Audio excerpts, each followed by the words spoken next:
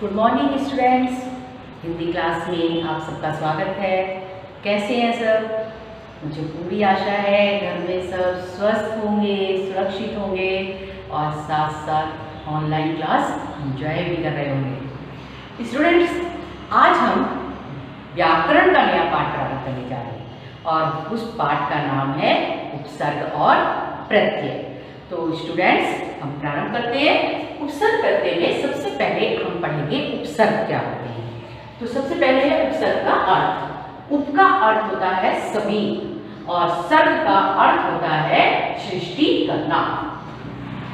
उप अर्थात समीप, निकट, पास और सर्ग सृष्टि करना अर्थात किसी भी शब्द के साथ में जुड़कर नए शब्द का निर्माण करना, सृष्टि करना, निर्माण करना। तो ये है उपसर्ग शब्द का अर्थ।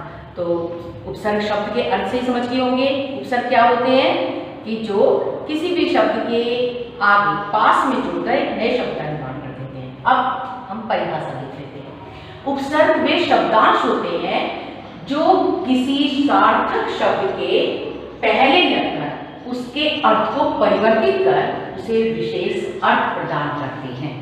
अर्थात एक बार अच्छी तरह से परिभाषा समझ लीजिए। उपसर्ग वे शब्दांश होते हैं। शब्दांश का अभिप्राय क्या है स्टूडेंट्स? कि वे अपने आप में शब्द नहीं होते बल्कि शब्द का एक हिस्सा होते हैं, एक भाग होते हैं। तो उपसर्ग वे शब्दांश हैं। यहाँ अधिकांश स्टूडेंट्स हमेशा यही गलती करते हैं कि वो यहाँ लिखते हैं उपसर्ग वे शब्द होते हैं, जबकि वो बेटे शब्द कभी नहीं होते। उपसर्ग तो शब्दांश होते हैं, शब्द का एक छोटा सा हिस्सा होते हैं। तो उपसर्ग वे शब्दांश होते हैं जो किसी सार्थक शब्द के में, सार्थक शब्द का क्या अर्थ है? जब किसी शब्द का कोई अर्थ होता है। तो जब किसी शब्द का कोई अर्थ हो, ऐसे ही शब्द की बात यहाँ की जा रही है कि सार्थक शब्दों के आगे लगकर, उसके पहले या उससे आगे लगकर क्या तो उस शब्द के अर्थ में परिवर्तन कर देते हैं, अर्थ ही बदल देते हैं, या फिर उसमें एक नई विशेषता ला देते हैं, एक नई विशेषता जो है वो शब्द में आ जाती है। तो उपसर्ग क्या है?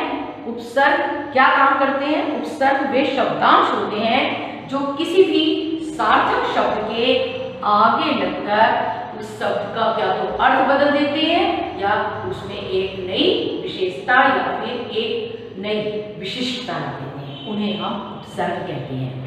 अब यहाँ मैंने एक उदाहरण आपको दे रखा है, वैसे आपको बहुत सारे उदाहरण मिल जाएंगे, जैसे अधखिला। अधखिला में अध उपसर्ग है और खिला इसमें मूल शब्द है, सार्थक शब्द है, जिसका अर्थ का अध का अर्थ होता है आधा और खिला का अर्थ आप जानते हैं खिला हुआ। तो यहाँ अब देखा, अगर हम केवल खिला करते हैं तो खिला का अर्थ है खिला हुआ, लेकिन आगे हमने उसके उपसर्ग जोड़ दिया अध, आधा, बन गया आधा खिला हुआ। तो शब्द का अर्थ ही बदल गया ना। पहले हम कह रहे थे खिला हुआ और फिर हम कह रहे हैं आधा खिला हुआ, अध खिला। तो ये है उपसर्ग। तो स्टूडेंट्स अच्छी तरह समझ में आ गया उपसर्ग किसे कहते हैं। उपसर्ग का अर्थ, उप का अर्थ है समीप, निकट, पास और सर्ग का अर्थ होता है सृष्टि करना, बनाना। अब की डेफिनेशन परिभाषा सामने लिखी है। उपसर्ग वे शब्दांश होते हैं जो किसी भी सार्थक शब्द के आगे लगकर या उसके पहले लगकर उसके अर्थ में परिवर्तन कर देते हैं या फिर अर्थ में नई विशेषता ला देते हैं, विशिष्टता ला देते हैं।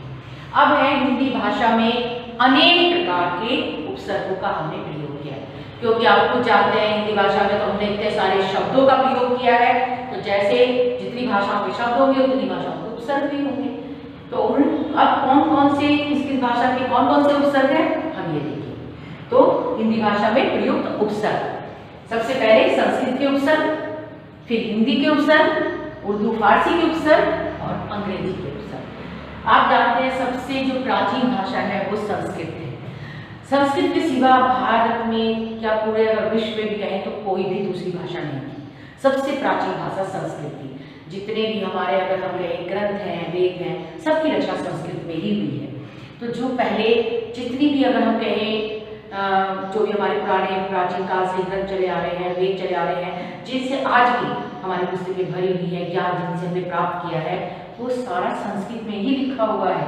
अगर हम कहें कि जितने भी आप जानते हैं शुद्ध संहिता वगैरह सब संस्कृत में ही है। है ना, आयुर्वेद वगैरह जो भी है, वेदों की रचना आप जानते हैं संस्कृत में ही हुई है।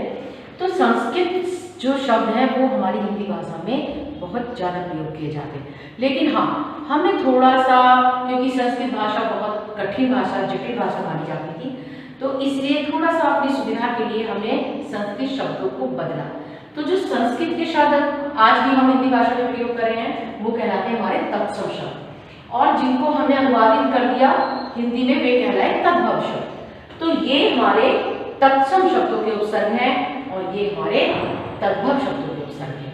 फिर ये हमारे उर्दू फारसी, आप जानते हैं उर्दू फारसी शब्दों का भी प्रयोग हम हिंदी भाषा में करते हैं, तो ये उर्दू फारसी उपसर्ग है।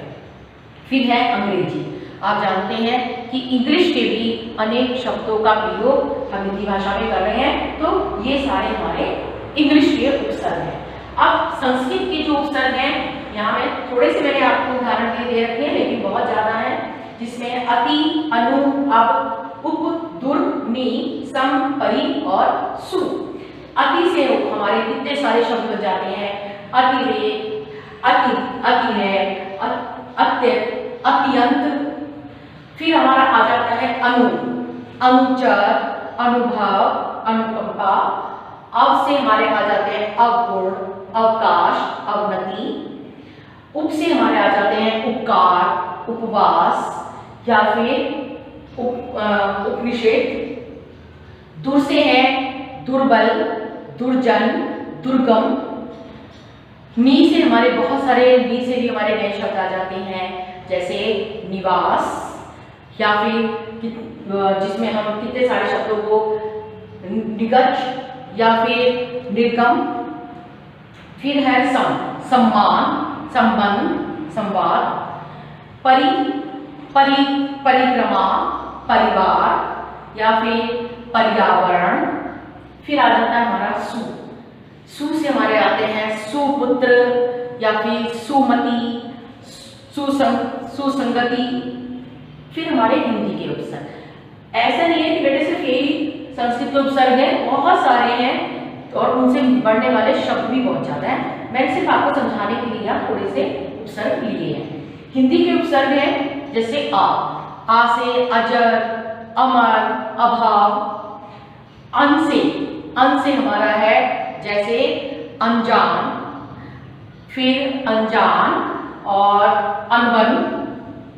अध से हमारा हो जाता है जैसे अधकिला को लिखा ही था ऊपर, अधपका, अधमरा। उनसे, उनका अर्थ होता है एकम। तो जो हमारी हिंदी भाषा की गिनतियां हैं उनमें 40, 50, 60, उनसे एक कम गिनती जो होती है उसके आगे उन लगता है, जैसे 29, 49, फिर या फिर 59, 69। फिर है दू से जैसे दुबला, दुलारा ना। पर जैसे परदेश या फिर परदेश, परदेश या फिर पराधीन। फिर आ जाता है हमारा भर से हमारे आ जाते हैं भरपेट, भरसक, भरपूर। फिर आ जाता है नी से हमारा आ जाता है निवास या फिर जिसमें निवास, निपुण। फिर आ जाता है त्रि का अर्थ होता है 3, त्रिभुज, त्रिफला या फिर त्रिकोण।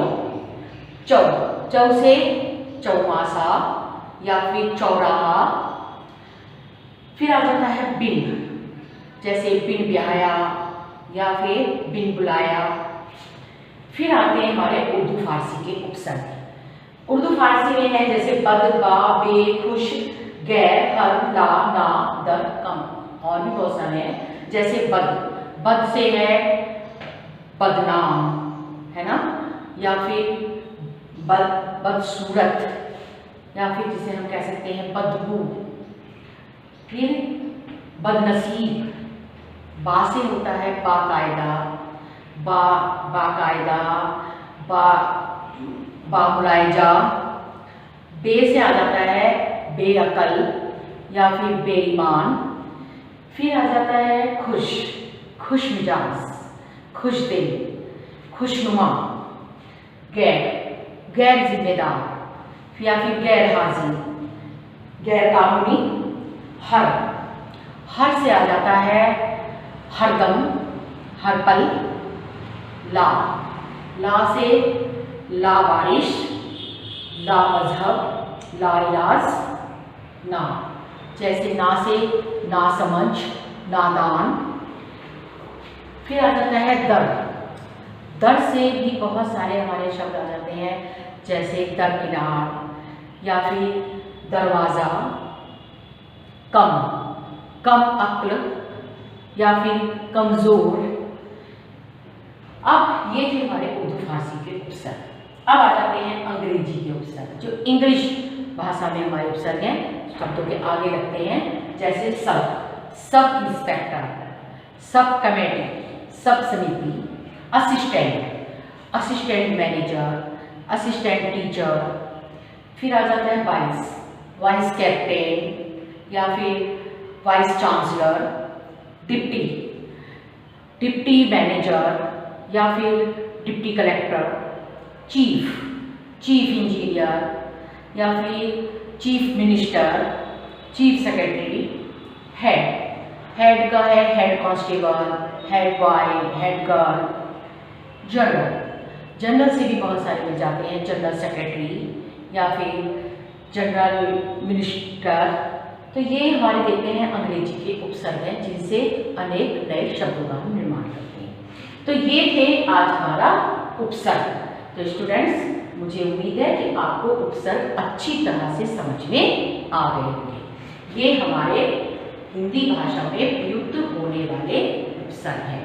तो बच्चों, एक बार फिर देख लीजिए उपसर्ग का अर्थ। उपसर्ग का अर्थ होता है समीप, सर्ग का अर्थ है सृष्टि करना। उपसर्ग की परिभाषा होती है, उपसर्ग वे शब्दांश होते हैं जो किसी सार्थक शब्द के पहले लगकर उसके अर्थ को परिवर्तित कर देते हैं और उसमें विशेष अर्थ प्रदान कर देते हैं। जैसे अनखिला, अनपका। हिंदी भाषा में 4 प्रकार के हमने उपसर्ग प्रयोग किए हैं। कुछ संस्कृत के उपसर्ग हैं, जैसे अति, अनु, अव, उप, दुर्नि, सम, परि, सु। हिंदी के उपसर्ग है अ, अन, अद, उन, दु, पर, भर, नी, त्रि, चौ, बिन। उर्दू फारसी के उपसर्ग है बद, बा, वे, खुश, गैर, पर, ला, ना, दर, कम। अंग्रेजी भाषा के हैं सब, assistant, vice, deputy, chief, head और जनरल। तो स्टूडेंट्स, ये था हमारा पाठ उपसर्ग। उपसर्ग जो जानने दिए हुए हैं, इन सब का अर्थ क्या होता है, जो इनसे नए शब्द बनते हैं वो कौन कौन से होते हैं, और केवल इतने नहीं और भी बहुत सारे उपसर्ग हैं हमारी हिंदी भाषा में, इन अलग अलग 4 भाषाओं में 4 प्रकार के। तो उन सबको मैं आपको नोट्स में भिजवा दूंगी, अच्छी तरह से उन्हें याद करिए। स्टूडेंट्स, आपके जो परीक्षा में आते हैं, एग्जाम में आते हैं, तो वो यही होता है कि आपको उपसर्ग और प्रत्यय या तो उपसर्ग दिए होंगे, इनसे नए शब्द का निर्माण करिए, अर्थात इनके अंदर सार्थक शब्दों को जोड़कर नए शब्द बनाइए। या फिर शब्द दिया होगा, इसमें से उपसर्ग और मूल शब्द अलग करिए। और हो सकता है कि आपको उपसर्ग दिए हों, इनसे नए शब्दों का निर्माण करिए। किसी भी तरह से प्रश्न आ सकता है, तो आपको उपसर्ग अच्छी तरह से तैयार करने हैं। तो स्टूडेंट्स, मैं समझती हूँ आपको अच्छी तरह से उपसर्ग पाठ समझ में आ गया होगा।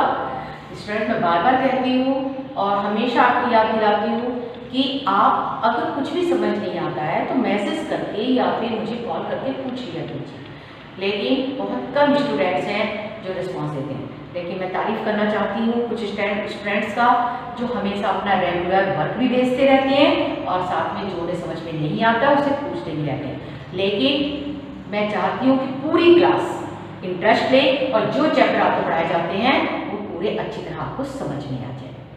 Thank you students.